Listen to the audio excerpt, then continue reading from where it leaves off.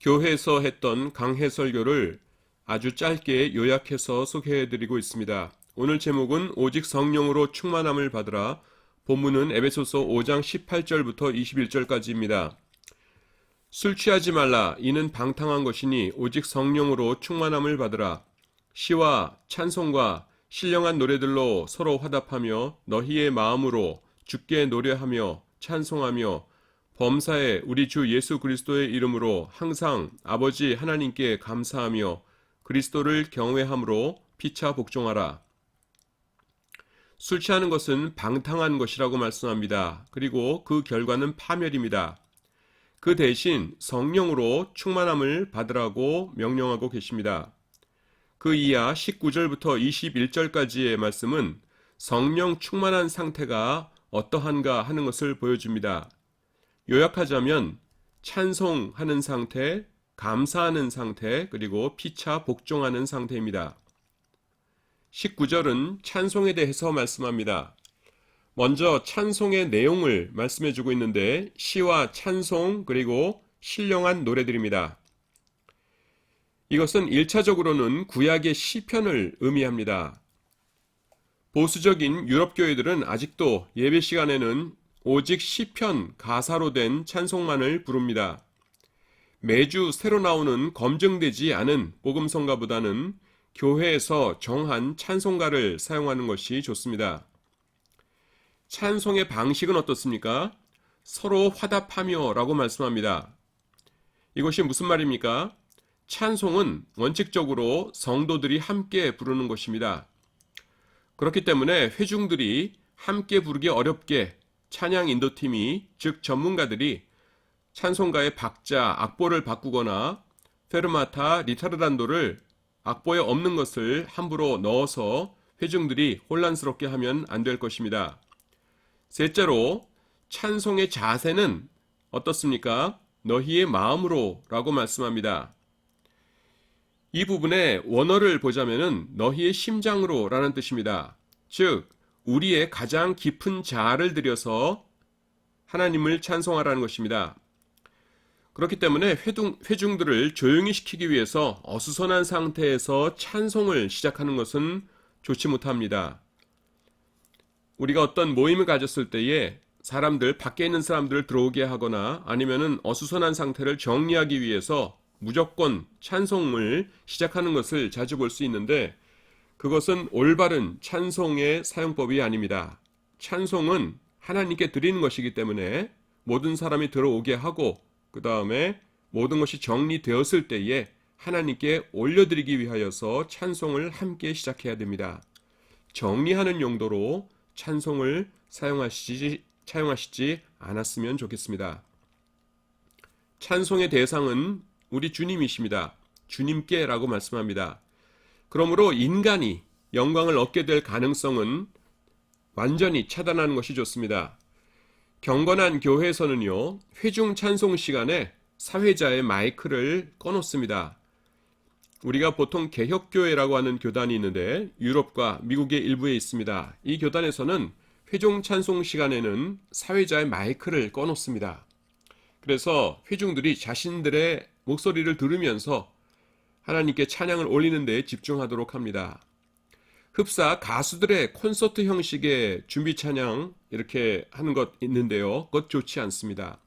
찬송 인도자는 좋은 찬송을 선별해서 회중들과 함께 부르도록 해야 합니다. 그리고 찬양 인도 중간 코멘트는 없는 것이 더 좋습니다. 찬송은 그 자체가 곡조 있는 가사이기 때문에 그 가사 내용으로 이어지도록 찬양 인도자가 미리 준비를 하고 중간에 개인적인 코멘트는 가능하면 집어넣지 않으시는 것이 더 좋습니다. 20절 말씀에 감사하라는 것에 대해서 말씀합니다. 감사의 소재는 무엇입니까? 범사에라고 말씀합니다. 데살로니가 전서 5장 18절을 통해서 우리가 잘 알고 있는 말씀입니다. 범사에 감사하라. 왜 범사에 감사합니까? 하나님께서 모든 것을 통치하시기 때문입니다. 로마서 11장 36절은 이는 만물이 주에게서 나오고 주로 말미암고 주에게로 돌아갑니다. 그에게 영광이 세세히 있을지어다. 아멘. 이렇게 말씀합니다. 하나님께서 모든 것을 통치하시기 때문에 결국 하나님의 선이 이루어질 것입니다. 그렇기 때문에 우리는 안심하고 범사에 감사할 수 있습니다. 하나님께서는 그 모든 것을 통하여서 우리의 선을 위해 역사하십니다. 로마서 8장 28절은 우리가 알거니와 하나님을 사랑하는 자, 곧 그의 뜻대로 부르심을 입은 자들에게는 모든 것이 합력하여 선을 이루느니라 라고 말씀합니다. 다윗은 같은 내용에 대해 이러한 간증을 들려줍니다. 시편 57편 2편 2절에서 내가 지존하신 하나님께 부르짖으며 곧 나를 위하여 모든 것을 이루시는 하나님께로다 라고 말씀합니다. 굉장히 오래된 책이긴 한데 멀린 헤로도스라고 하는 미국 해군 군대에서 사역하신 목사님이 계셨는데 그분이 쓴 여러 권의 책들이 있습니다. 찬송생활의 권능, 감옥생활에서 찬송생활로 등등이 있는데 뭐 한 4, 50년 된 책입니다. 이 책에 보시면은 모든 일에 감사했을 때에 하나님께서 어떤 결과를 보여주셨나 하는 것들을 여러 간증들을 통해서 보여주고 있습니다. 감사의 방법은 무엇입니까? 우리 주 예수 그리스도의 이름으로 라고 말씀합니다. 예수님의 구원이 아니었다면 감사의 기도를 드리는 것 자체가 불가능했을 것입니다. 그리고 우리 주 예수 그리스도라는 표현은요, 이 전체를 쭉 쓴 것입니다.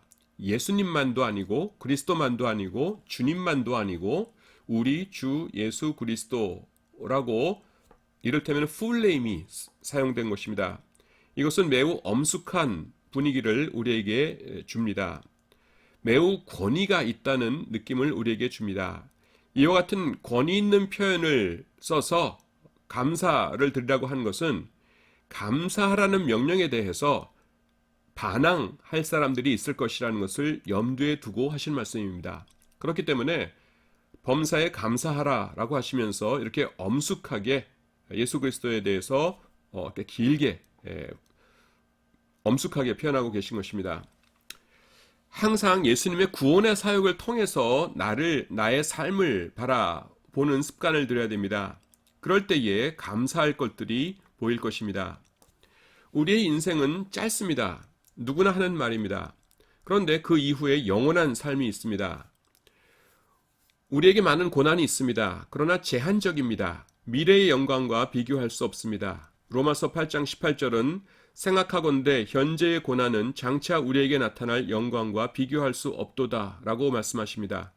고린도전서 2장 9절은 기록된 바 하나님이 자기를 사랑하는 자들을 위하여 예비하신 모든 것은 눈으로 보지 못하고 귀로 듣지 못하고 사람의 마음으로 생각하지도 못하였다 함과 같으니라 라고 말씀합니다. 감사의 시간은 언제입니까? 항상입니다. 무슨 뜻입니까? 우리가 감사하는 것이 습관화가 되어야 한다는 것입니다. 어떻게 감사가 습관이 될 수 있습니까? 불평은 습관화되는 것 우리가 잘 알고 있습니다. 불평하는 자들은요 항상 불평합니다. 그리고 그들의 주장은요 또 들어보면 타당성이 있습니다. 불평할 만합니다. 그러나 감사하는 자들 역시 항상 감사할 수 있고 그들도 타당성을 찾을 수 있습니다. 그 타당성이라는 게 뭡니까? 이제 곧 인생이 끝날 것입니다. 그러면 다른 이들은 모두 영원한 지옥에 떨어지게 될 것입니다.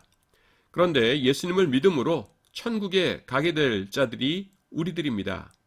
우리가 어떻게 모든 것에 감사하지 않을 수 있겠냐는 것입니다. 감사의 대상은 누구이십니까? 아버지 하나님이십니다. 헬라어를 보면은 하나님 즉 아버지께입니다. 우리가 하나님께 감사해야 되는데 그분은 누구시냐? 아버지라는 것입니다. 친밀감을 가지고 감사를 드려야 한다는 것입니다. 갈라디아서 4장 6절 말씀은 너희가 아들이므로 하나님이 그 아들의 영을 우리 마음 가운데 보내사 아빠, 아버지라 부르게 하셨느니라 라고 말씀합니다. 모든 것의 공급자는 하나님이십니다. 야고보서 1장 17절은 온갖 좋은 은사와 온전한 선물이 다 위로부터 빛들의 아버지께로부터 내려오나니 라고 말씀합니다. 21절은 세 번째 마지막으로 성령 충만한 사람의 태도에 대해서 그리스도를 경외함으로 피차 복종하라 라고 말씀합니다. 이 구절이 시사하는 두 가지 의미가 있습니다. 첫 번째는 피차 복종해야 할 근거가 그리스도를 경외함이라는 것입니다. 나는 그리스도를 경외하는 사람이므로 그리스도께서 귀하게 여기시는 동료 기독교인들을 귀하게 여긴다는 것입니다.